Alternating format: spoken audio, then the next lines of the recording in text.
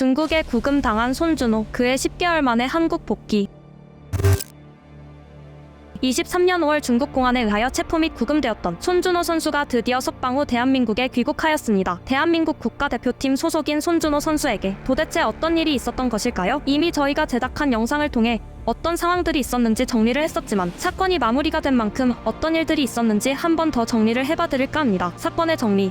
산둥 타이산과 우한 산전의 FA컵 경기가 승부 조작이 있었다는 소식이 퍼지자 중국 당국에서 조사를 진행하기 시작했습니다. 산둥의 감독인 하오웨이 감독의 승부 조작 가담이 유력해지자 전반적인 수사를 담당하던 공안 측은 소속 선수들에 대한 참고인 자격 조사를 진행하였는데요. 조사 당일 참고인 신분이었던 손준호 선수는 구단에 있지 않았고 그 이유 하나만으로 공안 측은 2023년 5월 15일 공안으로부터 체포가 되게 됩니다. 당시 출국을 하려던 손준호 선수는 영문을 모른 채 공안으로부터 체포되었고 중국 당국에서 특별한 발표를 제대로 하지 않아 국내에서도 승부 조작 혐의로 체포된 것이라 알 정도였습니다. 이후 뇌물수수 혐의로 체포가 되었다는 사실이 알려졌고 6월 18일 중국 당국은 구속수사로 전환하였습니다. 대한민국 축구협회 및 정부 차원에서 노력을 하였지만 중국의 비협조로 인해 이후 어떠한 정보도 들려오지 않았는데요. 약 9개월이 지난 3월 18일경에 석방이 된 것으로 보입니다. 사건의 문제점. 이 사건은 손준호 선수가 오로지 피해를 본 피해자의 입장이 된 것이고 수사 과정에서 엄청나게 문제점이 많았습니다. 우선 5월 15일 긴급 체포 당시 상황부터도 이상한 부분이 가득했는데요. 출국 직전 비행기를 타려다가 체포가 되었는데 중국 당국에서 밝힌 바로는 이미 피해자 신분으로 전환되었고 출국 금지를 내렸지만 이를 어기고 출국하려 하여 긴급 체포하였다고 했는데요. 비행기를 타보신 분들은 당연히 알겠지만 출국 심사를 통과한 후 비행기를 탑승하기 때문에 만약 손준호 선수에 대한 출국 금지가 내려진 상황이었다고 한다면 심사대를 통과할 수 없다는 것이죠.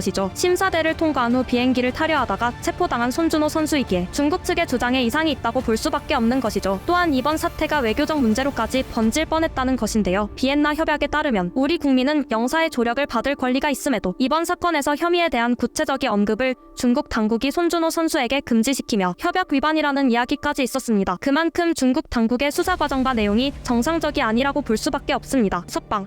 정확한 석방 날짜는 아직 밝혀지지 않았지만 지난 3월 25일 대한민국에 마침내 귀국을 하면서 고국 땅을 밟았는데요. 석방은 대략 일주일 전으로 석방 이후 중국에서 처리할 문제로 체류하였는데 그 기간 동안에도 계속 불안감에 좌불안석했다는 이야기까지 나와 모두를 안타깝게 했습니다. 해설위원이자 유튜브를 하고 계신 박문성 해설위원과 통화를 하면서 눈물을 흘렸다고 하는데요. 약 9개월간의 구치소 수감 생활로 인해 축구적인 감각은 둘째치고 심신이 지쳐있을 손준호 선수는 휴식을 취할 것으로 보입니다. 사건의 전반적인 부분을 한번 살펴봤는데요. 여러분들의 생각은 어떠신가요? 영상을 제작하기 위해 제한적인 정보를 찾아보다가 느낀 점은 너무나도 의구심이 드는 부분이 많았습니다. 공안 측에서 승부 조작 사건에 대해 성역 없이 외국인도 수사했다는 공정성을 보여주고 싶었던 것인지 이 과정에서 모든 피해를 손준호 선수만 떠안은 것인지 전반적으로 의구심도 들고 이해가 안 되었습니다. 손준호 선수의 빠른 회복을 통해 이후 그라운드에서 다시 멋진 모습을 볼 수 있게 되기를 간절하게 바라보겠습니다. 손준호 선수 고생하였습니다. 오늘 준비한 영상은 여기까지입니다. 영상이 도움되셨다면